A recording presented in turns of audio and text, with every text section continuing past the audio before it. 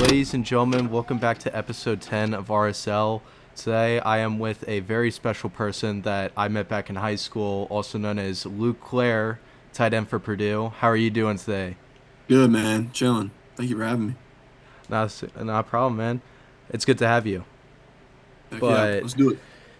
I want to obviously ask a few quick questions about you. Obviously, the first one is how's college been treating you? Yeah, it's great, man. I love it.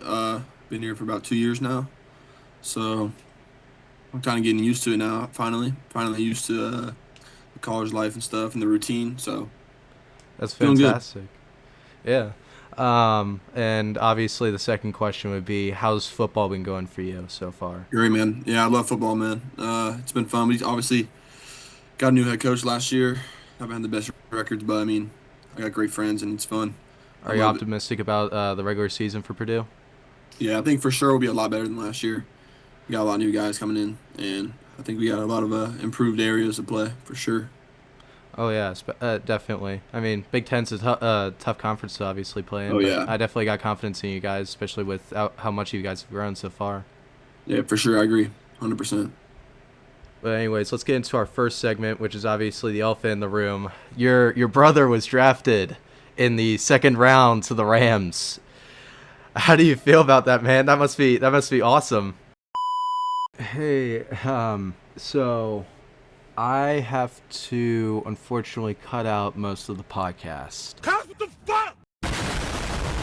And unfortunately, it was due to my own dumb intuition. I did not check what audio settings were on each scene that I typically switch from because there typically always is one for the Zoom meetings that we typically have that is projected, like right here. And unfortunately, I did not notice, but there was only one instead of the two that was at the start, like there should have been from the beginning. And I unfortunately didn't notice it until the last 20 minutes of the podcast. This episode was initially supposed to be close to 50 minutes long, but unfortunately, it's going to be less than 20. So I hope you guys do enjoy what I was able to conjure up, but unfortunately, the only thing that we do talk about was the Reds and the Bengals that was able to save Luke's voice, and unfortunately, we were not able to. I was not able to salvage anything that was had to do with his brother being drafted or anything like that, and for that, I am extremely sorry. I will obviously try and do better at noticing these things, but unfortunately, it's mistakes are going to happen, and this is definitely one of them. So, hopefully, you guys do enjoy the rest of this video. But I will see you for the next one. I mean, it's just out of hand. I mean, the Dodgers can just outpay everybody, so the Dodgers in New York can just outpay everybody. So it's not really like, Oh yeah, I mean, there's also the fact that the Reds are a popular team just off of the fact that they are the first MLB team. But yeah, then there's this is also the true. fact that like teams in the East and all that sort of stuff, and then teams that relocated from the East kind of just have that general population that just like gets them so much exposure, and I think that's what creates so much marketing and how they're able to sign so many big guys like Mookie Betts, Hmm. Freddie Freeman, Shohei Ohtani, every single player who's ever been on the Yeah, Dodgers. and they can just, and in baseball, you can just sign them for 10 years, and Yeah, they're just Dodger for life, and there's no cap limit or you just anything. So lock them in unless you want to trade them yeah, if they're performing poorly. But then yeah, again, those teams kind of have to take those cap hits, and then they're going to be in a lot of dead cap. yeah, But the Dodgers don't care. They don't care if they take a cap penalty or anything like that if they release them because they got all the yeah. money in the world to Yeah, they do can it. just, yeah, they can, yeah. I mean, someone like the Reds just can't really afford that. Pretty To be much, honest, yeah. like, I don't know. I think it Um, needs to be fixed, but I'm not really sure what the answer is. yeah, honestly, it can all depend, Yeah, but um, hopefully it obviously goes a lot better for the Reds in general. I mean, I hope they stay in first. Obviously, this was the first time since 2002 they've been in first in the NL Central, or they were leading the NL Central in general, obviously with their record. So I'm Hmm. pretty proud of them, but I'm also very scared of them because of the fact that like they could crumble at any given moment, like they typically do. It's just when is it going to happen? You know, the Reds always have that midseason slump, and then they have to try and put it back together at the end of the season if they want to make a deep run. But we haven't Yeah. seen that so far, so maybe this is different. I think just the only thing that like makes me less scared is just I think I actually have trust in our manager like now. Like when we were back with like David Bell, it's like I mean David Bell was our manager, so Yeah, but now it's like we have Terry Francona who's won a World Series, who's I mean he's one of the best coaches of all time. I mean, so I have a lot more trust just because of that. To be honest with you, I think he knows what he's doing. yeah. I think we've got all the pieces that we can really put together. We got a rookie sensation, Sal Stewart. You know, you got a very good, I'd say a lot better of an outfield than what we've originally had. We've got players like TJ Friedel. We've got Matt McClain. We've got Ellie De La Cruz. We got Eugenio Suarez, but he's more or less of a designated hitter Yeah, nowadays. But like yeah. he can play third base like he used Hmm. to. Um, but he went out with an injury, unfortunately. I'm really hoping he obviously recovers Yeah, hopefully. quickly. Well, what did they ever say that? What? I think it was like a something with a nice shoulder. Mm. Um, and I think it was mainly because of one of his at bats. But like Eugenio Suarez is just like he's one of the best guys who has like the most awareness in the MLB when it comes to like good pitches and bad pitches. Like when you Hmm. saw him doing the ABS challenge and all that sort of stuff at the beginning of the season, like he was like centimeters off of like the ball being in the box, and yet he saw that as being a ball and challenged it immediately. And I think that's just absolutely insane with the type of like, eye coordination that he just has in general. Yeah, I But think he's a good guy to have around the clubhouse too. Just a veteran has been through Cincinnati. I mean, and is so made a deep used to playoff run, seeing the made a box deep as it playoff run two is. years in a row. Right? They Yeah. went the Mariners, and then I think it's good. Yeah, I think it's a great guy to have around, man. I think it was a great pickup. Oh yeah. Um. Obviously, I would have wanted a guy like Jesse Winker obviously back, but Jesse we've Winker. yeah, Jesse Winker was a dog, dude. That's You a don't even he was know. a dog for like 1 year, maybe. For one I year, he was thought good. I went to one or no, I've been to multiple Reds games, but the one Reds game that I've been in recent memory was back in 2021 when they were actually doing pretty good for what it was worth. When Joey Votto Mm. obviously was going on that deep run with, he The actually hit tied the streak. record for consecutive home Yeah, runs. home But runs. we got swept, or not swept, but like we got shut out by the Brewers. I think 12-0 one game, and it was the one game I decided to go to with my dad, and I got the worst sunburn of my life because of the seats we were in. We were very close to the front. Really. We got so much sun.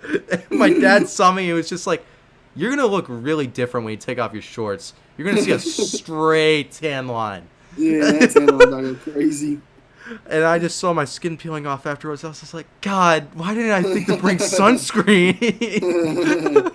It was the That middle of sun, July right? too. I was so dumb. That is bad, dude. I mean, Oh, sunburn, man. oh It's still yeah. the worst pain ever, dude. It's the worst pain ever if you scratch it, especially when the fact that mosquitoes are the most prevalent thing in the world. You You're start constantly peeling, your scratching your skin starts legs. peeling. Oh, Yeah, summer, man. dude, I'll it's trade some of that though for some good weather. I would trade it too. I wish for at least like a little bit less humidity this summer, but I obviously Yeah, can't wish that on my no doubt. on my on my mother because that's just not gonna happen in a million years, dude. We're at 72% humidity right now. Oh gosh, it's raining up here right now. It was just raining, but Really? a lot of rain and stuff, man. The I mean, rain's here in crazy. Oxford, it's a little bit cloudy. Obviously, it's partially cloudy, but Yeah, at least I got to sleep in without having to worry about the sun shining through my eyes because I sleep yeah, right next to the window. really. Yeah, I got window controls, and then somehow my roommates still tend to it. I don't know how. I don't figure out and wake up knowing the fact that they're right next to me. But I guess moving on to our last segment of the day, we've got obviously a big one, which is like your opinions on the Bengals in general after the draft and all that sort of stuff. Do you think they're Super Bowl ready with how much they've added to their defense? 100%, dude. I mean, I don't know. I don't understand how they couldn't be. I mean, I think we could have. I think if Joe Burrow was healthy last year, our defense would have I mean, somehow been better, and we would have made a playoff run. I mean, I think just they're just kind of overlooked because Joe Burrow's been hurt. I mean, if Joe Burrow stays healthy, no matter what team we have out there, I mean, I think they're Super Bowl contenders, in my Yeah. opinion. I think it also depends on like the O line staying healthy and all that sort of stuff because a few guys you typically go down at the start of the season, you have to get a few backups in, or you have to rely on a rookie sensation. Like Mm-hmm. if Brian Parker obviously starts, I'm not worrying about him. The dude won ACC Player of the Year, I Yeah, believe. bro, he's a stud. Yeah, I don't know absolute. how I don't know how he even got him that low, Yeah, I but was surprised too. He was projected to go in the fourth, dude. Like, and yeah, he fell to the sixth somehow, but yeah, that's insane. I think it was just because the teams were prioritizing other needs, but Mm-hmm. I can't really blame him for that. Yeah, But the absolute disrespect that the dude got. yeah, that's Um, brutal. but you got new additions like Cassius Howell. You got um, Brian Cook, Brian Cook, and then you got Boye Mafe, and then you got a stud at Jonathan. Now, obviously, he's a little bit early. He's a little older, bit older now, but yeah. I'd still think he's got a year or two left in him before he considers retirement and all that sort of Mm-hmm. stuff. And I think in general, obviously, we shouldn't worry too much about the linebacker position when we got Demetrius Knight and um, Oh, what who's is the on other the guy's other name? Demetrius Knight and who's on the other side. yeah, I'm blanking out too. No. Um, but I'll probably come back to it. Yeah, We've got Miles Murphy on one side, and then we'll probably got Cassius Howell on the other side of the Shamar edge. Stewart maybe. I think Shamar Stewart would be. I don't think he'll be bad this year. He I'm won't not be sure if bad he'll be this like. year. I think it I don't was the think he'll be fact that like like he a couldn't world beater, start but because of his injury. yeah. Back in training camp, or I think it was either training camp or preseason that he got injured. Hmm. Um, but I think like he could do a lot better, especially like if him and Cassius were both on the same part of it. I think the synergy between those two could possibly be lethal 100%. if it pans out the way I think it Yeah, could. yeah, It's just the fact that like Shamar Stewart is more or less of a project edge, and just like the way we drafted him 2 years ago, I think it was a little bit worse over the fact that like we shouldn't be banking on a project edge when we need anything at defense when yeah, we have very obvious gaping holes in it in general. And it's such a problem when you do something when you pull a move like that because you're just like, okay, well now we have to rely on the second round. We pick up Demetrius Knight. Obviously he wasn't the best in coverage, but he picked up 2 interceptions. He had a bunch of tackles and all that sort of stuff. He was more or less of like a middle linebacker, sort of like a guy who kind of spied on the QB a lot of hmm the time. Had quite a few sacks here and there and all that sort of stuff, which I think was a lot better that way. Prioritized him that way at the end of the season because we didn't have to worry about him in coverage a lot of the time yeah, after that. But I yeah. think and then there's also Kyle Duggar that we signed, which I think obviously Uh-huh. he's not as good as he used to be, but I'd say giving Brian Cook and Kyle Duggar and all that sort of stuff, giving Jordan Battle also like just mentorship because obviously he's improved a lot compared to like his first 2 seasons. Like his third season was really good, hmm but it wasn't like top tier to where it was just like, oh, Yeah, you expect him to lock down and all that sort of stuff. Like yeah, obviously a few passes are going to go by him.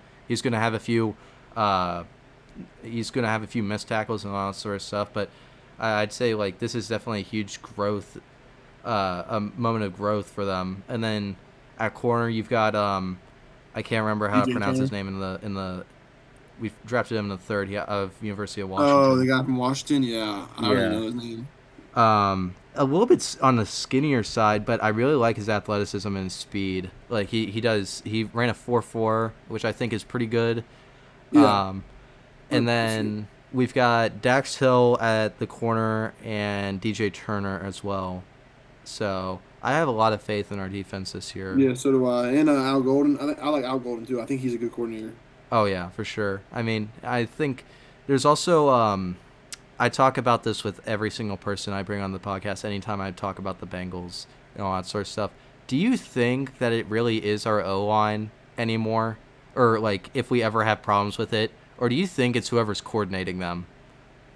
Um, Because I mean, last whenever year I we thought they were pick up pretty a good. big guy, it's just like they fall off the face of the earth. Yeah, I mean, I thought last year they were. I mean, last year they were good. I think they'll be. I mean, I don't think they've even obviously like Like obviously they improved our last our year. Super Bowl year they were terrible.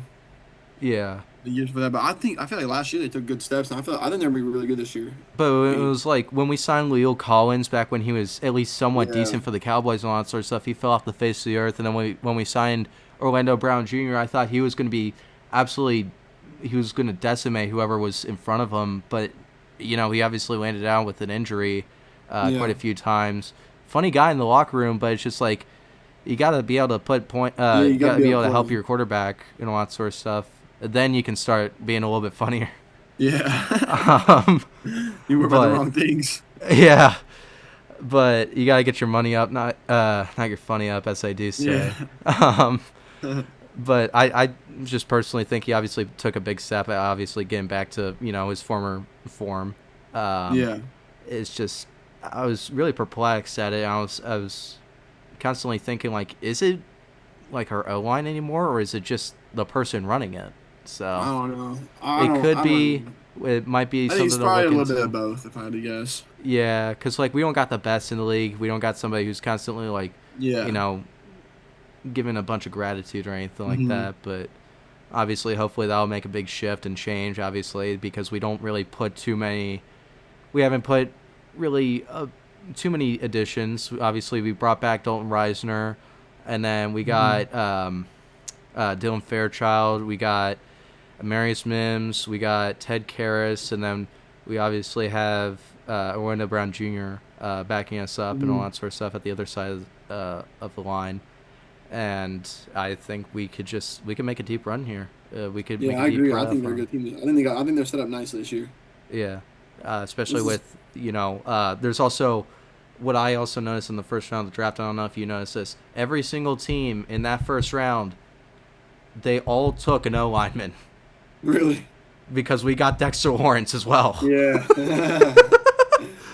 Yeah, I think Dexter Lawrence. I think he's somehow people. I've seen people say he's not that good, but I think he's like the best in the He league. had a down year. I mean, what can you really say? I mean, the dude was drafted back in 2019, sure, and obviously he was a little bit older. He's like 28 and all that sort of stuff. But when you're coming off of a down year, after a year where you went to the Pro Bowl and you had 9 sacks and all that sort of stuff, I wouldn't be too concerned about him. Obviously, I think the only reason why people were a little bit concerned was because of the fact that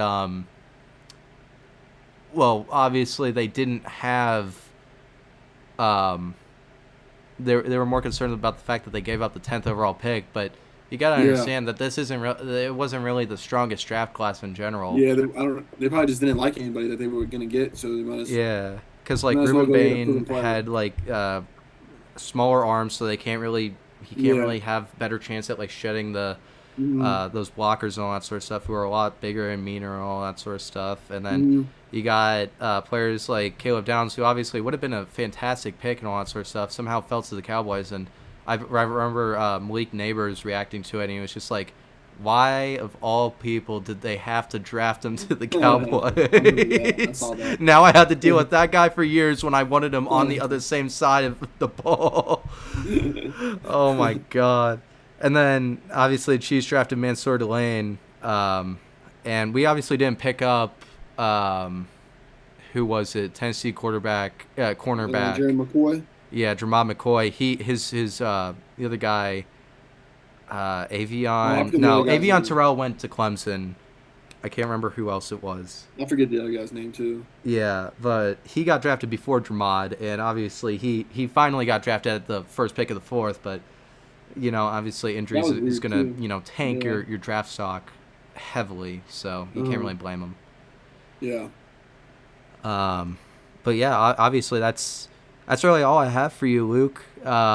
It's it's fun obviously talking to you. It's fun and all that sort of stuff. And it was definitely very great just having you on in general. It was Heck yeah. fun hearing what you had to say about the Reds, what you had to say about the Bengals. Obviously, it was great. Obviously, talking about your brother and Brian and all that sort of stuff. So I think in general, it was definitely an episode that we needed. Heck yeah, bro. I appreciate you having me. It Absolutely. was a good time. Well, All I right, hope you bro. guys all enjoyed this episode, and I will see you guys for episode 11. Peace out. All right.